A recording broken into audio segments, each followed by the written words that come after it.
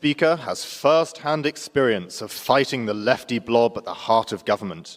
A former Home Secretary, scourge of the tofu-eating wokerati, and Reform UK spokesperson for education, skills and equalities, please join me in welcoming to the stage the Right Honourable Suella Braverman, MP.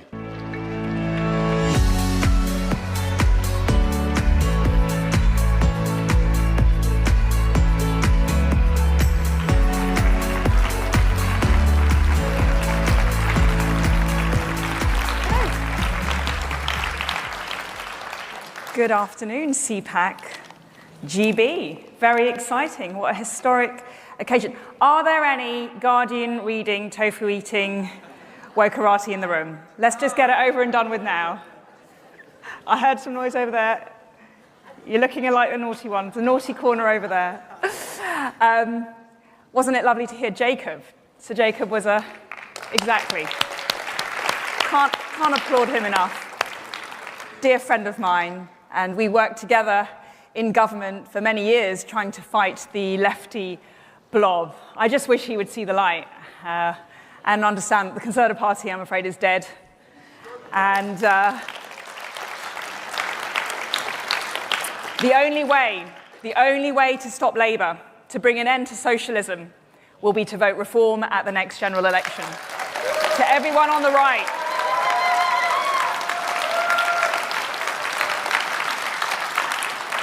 no one else can do it. So, Jacob, if you're listening, I've given you the warning. Anyway, it is an honour to be with you at this first CPAC event in the United Kingdom. Thank you and congratulations to Liz Truss and her fantastic team for convening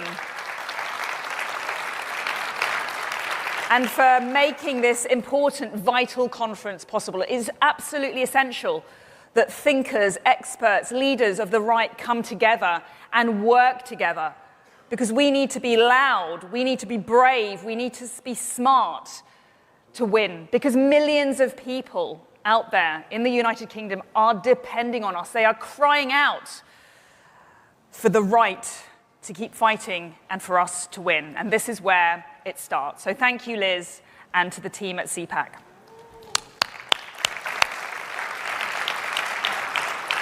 Now, I want to talk to you this afternoon about a crisis of a generation, a crisis that neither Conservative or Labour governments have bothered to do anything about. Yet it's a crisis that affects millions of innocent, millions of young, millions of those even not yet born. It's a crisis of the forgotten, the overlooked, and the inconvenient, frankly. It's a crisis that doesn't tick the fashionable boxes that preoccupy the liberal elites. I want to talk to you about our white working class children, and in particular, our boys. Boys and girls whose grandparents and great-grandparents mined our coal, built our ships, ran our factories and fought our wars. Because the brutal truth is that we are failing them, not by accident, but through neglect. We are failing them through the deliberate choices of a political and educational establishment that has decided that some children's disadvantage matters more than others. And that's a hard thing to say. I'll be called divisive by people who have never set foot in Rochdale or Jaywick or the estates of Newcastle and Doncaster. But I did not enter public life to say comforting things. I entered it to say true things. And this is a truth that we have avoided for far too long. There are 1.2 million white British children from disadvantaged backgrounds in our schools today. And they are, on every measure, the worst performing group in the English educational system. Only 36% of white British pupils on free school meals achieve a grade 4 or above in English or maths GCSE, against 72% of their better off classmates or black and Asian kids. Barely 1 in 7 reaches a good grade 5. Only half of these children reach a good level of development by the end of reception. Even before they've had a fair chance to begin, they're behind. And the gap does not close as they grow older. It widens.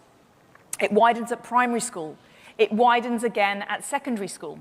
By the time they sit their GCSEs, only half as many white working class children achieve that crucial grade 4 as their better off peers.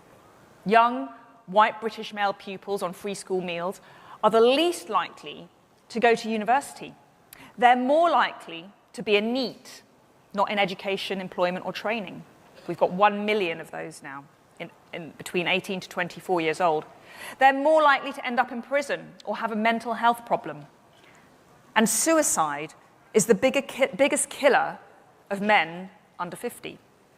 Now, these children are also absent from school nearly twice as much as the national average and are 2.5 times more likely to be severely absent. Only 50% of them believe that they're likely to go to university, against 80% of children from other classes and other ethnicities. They've looked at the system and concluded, rightly, that it wasn't built with them in mind. And they're right. An independent inquiry into white working class children found that our education system is simply not set up to serve the needs of white working class children or families. And we're not underserving them by oversight or accident. We're just not serving them at all. Why has this happened? Well, the story of these children cannot be divorced from the story of the places that they come from. The coalfields, the mill towns, the coastal resorts that once thrived but now stand empty. In 1970, manufacturing, construction, and agriculture were nearly half of our national output. Today, they're a fraction of that. Those jobs gave dignity, purpose, wages to a generation of working men, and then they simply vanished. And nothing of equal worth was built in their place. Their parents, many of them who had bad experience of school themselves, failed to trust the education and so didn't encourage learning at home. But not because they didn't care, but because the system never gave them a reason to believe that it cared for them. Only 48% of white working class parents say they communicate regularly with their children's schools, compared with 60% of white middle-class parents and 68% of non-white working-class parents. So even there, in the most basic relationship between home and school, this community is falling through the gap. This is not a story of low aspiration. This is not a story of laziness, as some would believe. This is not a story that some might sneer at from their North London chambers. It is a story of geography, of economic abandonment, and of institutions that have quietly stopped believing that these children are worth the effort. Now, upstream of this crisis lies the political culture and the laws that were supposed to instill equality, but instead have engendered division, unfairness, and exclusion. The Equality Act was passed with good intentions in 2010, in the dying days of the last Labour administration. Its aim was to end discrimination and to open doors that had for far too long been shut to minority groups and women. But intentions are not outcomes. And across our public institutions, the duties imposed by this legislation led to the establishment of the diversity, equality, and inclusion industry.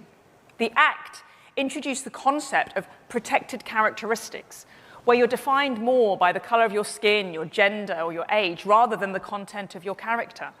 It introduced duties, legally binding duties of positive action, and the public sector equality duty, enshrined in law, in black and white. And over the last 20 years, these duties have time and time again tipped over into plain discrimination, legitimizing anti-white racism and anti-male sexism, eroding the concept of meritocracy, equality before the law, or personal responsibility. And these perverse outcomes, many of you will know of them. There's too many to list, but here are just a few. An employment tribunal found that Thames Valley Police had unlawfully discriminated against white officers after a non-white colleague was promoted without competition because of their ethnicity. Cheshire Police was found to have directly discriminated against a white heterosexual man. RAF, the Royal Air Force, recruitment targets aiming at 40% female, 20% ethnic minority by 2030 were found to unlawfully discriminate against men. We've seen internships at the Bar Council, the Intelligence Service, and the NHS, sometimes funded by the taxpayer, all of them open only to ethnic minority candidates. As Home Secretary, I was horrified when chief constables, the main culprits of two-tier policing, issued mea culpas of being institutionally racist, unjustifiably maligning thousands of decent men and women who are brave and put their lives on the line day in, day out to keep everyone safe.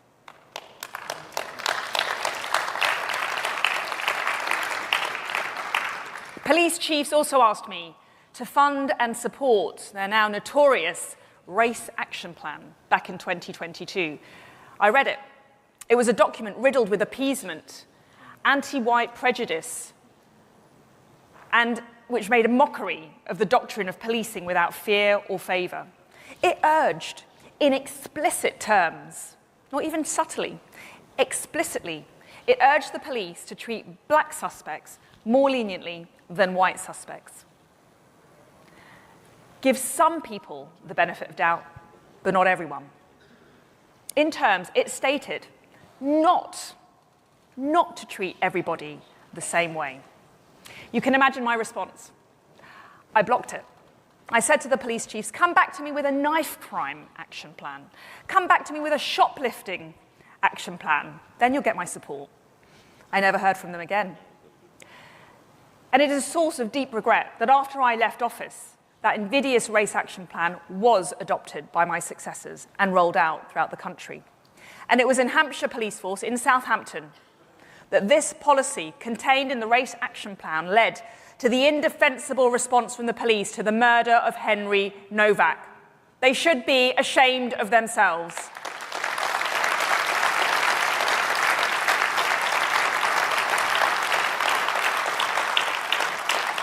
Because the fear of being called racist has become overpowering and paralysing, whether it's reducing the use of stop and search. That change was introduced by Tory Home Secretary Theresa May.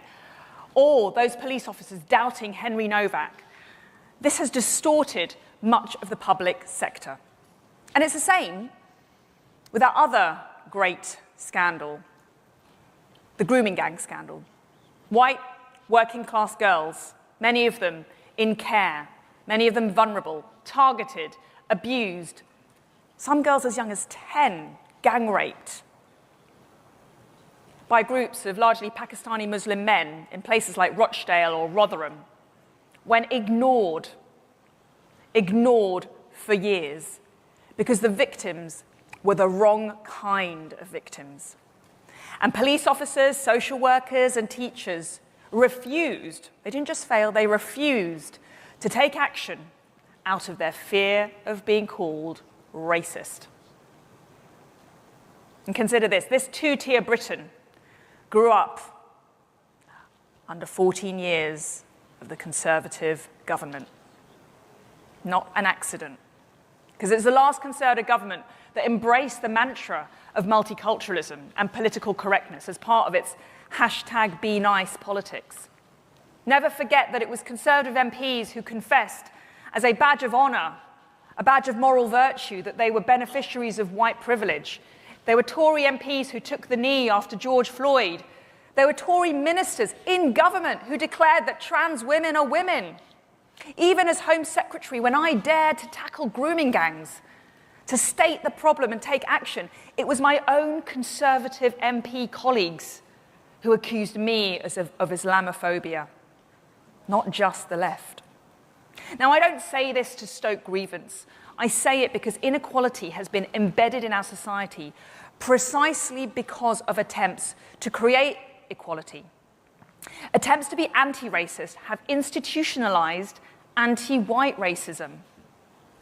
A whole swathe of the population is now excluded from opportunities by those preaching inclusion.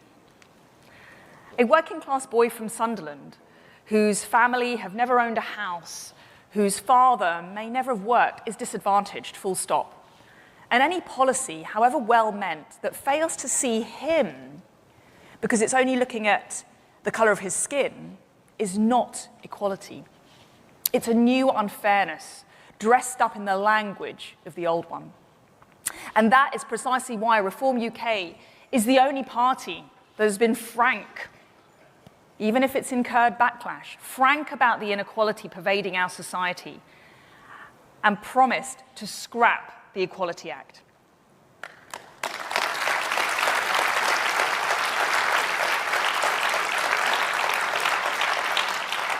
We're not just going to tinker or tweak or change around the edges. We're going to get rid of that pernicious piece of legislation. Now, of course, people must still enjoy workplace protections. I don't want anyone to be discriminated against or treated unfairly in the workplace, whether they're a pregnant woman or someone from an ethnic minority or an older person or a disabled person. We're not advocating that. Of course we're not. But let's build a country where no one is discriminated against because of the colour of their skin, even white men.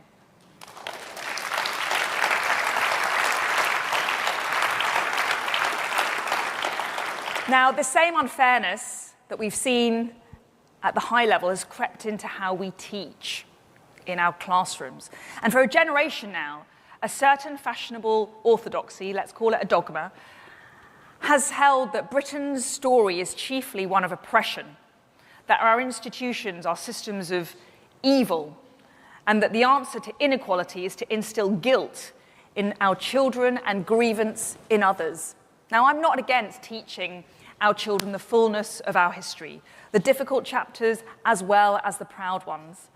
A confident country can look honestly at its past, but there is a world of difference between honest history and a decolonized curriculum that tells a white working-class child whose family has never had a spare room, let alone an empire's fortune, that he carries some inherited privilege that he can see no evidence of in his life. That is not education. That is alienation, and in many cases, it's indoctrination.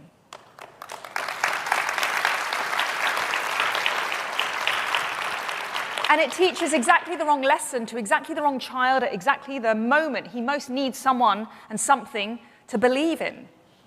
So instead of teaching our children about how evil the British Empire was, or how racist the St. George's flag is, or how Easter should be cancelled for not being inclusive enough. That actually happened in a school in Hampshire. They cancelled their Easter parade because it wasn't inclusive enough. Or how a child can't wear a Union Jack dress to celebrate their culture. That also actually happened in a school in Warwickshire. A Reform UK government will roll out a patriotic and balanced curriculum in all of our schools.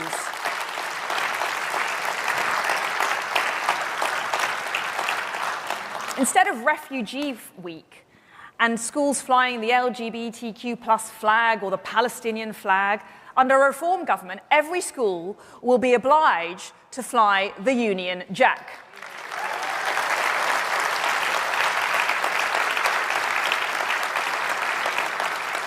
It's proved to be quite controversial. It's shocked me. The Conservative Party doesn't agree with it. You go to other countries, go to America. Everywhere there's a flag. They're so proud of their national flag. It's everywhere, and they fly it with pride, from the schools to the churches to the houses. It's everywhere, and yet we've got local councils in the United Kingdom pulling down the St. George's flag because it's intimidating. We've got it wrong in this country, and we need to turn it around. So let's get back to teaching traditional hymns. Let's get back to teaching our great authors and thinkers. Let's get back to teaching of largely a Christian character, which is actually a requirement in the law. Let's show our children what patriotism looks like, what it looks like to be proud of their country and their culture. Let's teach the greats of our history without apology. And how do we actually lift these children out of the poverty trap? Well, we have to tackle head-on the contempt that's embedded in our society for anything other than the academic path. For every 3 young people who go to university, only 1 receives a proper vocational education. In Germany, the ratio is 1-to-1. In the Netherlands, it's 2-to-1. Because since Blair, we've spent 30 years telling every child that the road to dignity runs through the lecture hall and the mortarboard, and precious little effort telling them that it runs just as thoroughly through an apprenticeship, a workshop, or a trade.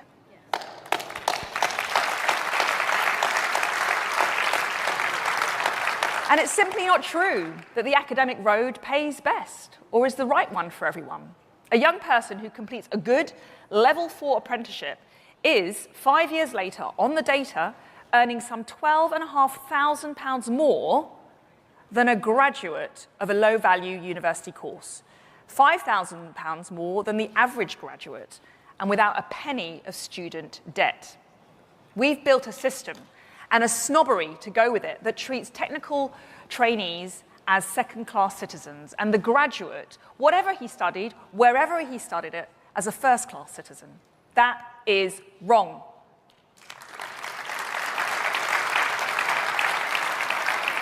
And to young, aspirational, bright, hard-working people that I meet out there, and if you're listening today, I say beware. Beware of the great university con. Avoid at all costs those worthless degrees at mediocre universities, which will saddle you with £50,000 worth of debt. And today, with 700,000 graduates who are unemployed, provides little guarantee of a good job afterwards. Because this is not merely an economic failure, it is a moral one. When a working-class boy cannot see a credible route from school into a skilled trade, a secure job, a wage that he can build a life on, he rightly asks, what is the point of it all? Dozens of teachers have told me this, that there are boys who are not lacking in ambition. What they lack, in their words, is a pathway between the classroom and adulthood. We took away the shipyards, we took away the pits, we took away the factories and the apprenticeships that once came with them, and we replaced that ladder with nothing but the promise of a degree that many of these children, quite reasonably, do not want and cannot afford. So we need to rebuild that ladder, rung by rung. Real technical education, properly funded and properly respected. GCSE retake systems that do not condemn a boy to repeated demoralizing failure. Remember, 200,000 of our young people will fail English and Maths GCSE every year.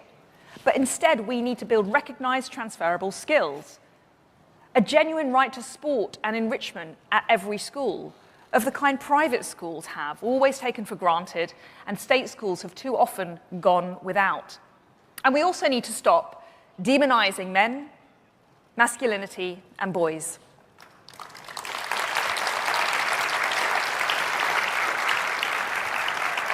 Even before the wrong-headed adolescence drama on our TV screens, too many schools have been focused on telling boys how toxic they are, how inherently toxic they are, and how the patriarchy needs to be defeated.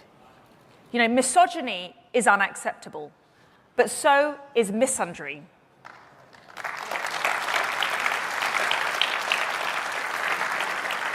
And so we need good men, more good men in our classrooms, on the sports pitches, in the workshops, and in our families. Because a boy who never sees a man value hard work will rarely value it in himself. Parity of esteem, parity of funding between the academic and the technical path, real apprenticeships, real technical colleges, and an end to the polite fiction that university is the only road to success. Now, none of this is a counsel of despair. Across the country, I've seen schools and colleges and communities turning the tide, teachers building cultures of high expectations and belonging, young people motivated and thriving in education. When children are recognized and supported and believed in, they thrive. That much we know to be certain. But it won't happen by accident, and there is so much more that needs to be done.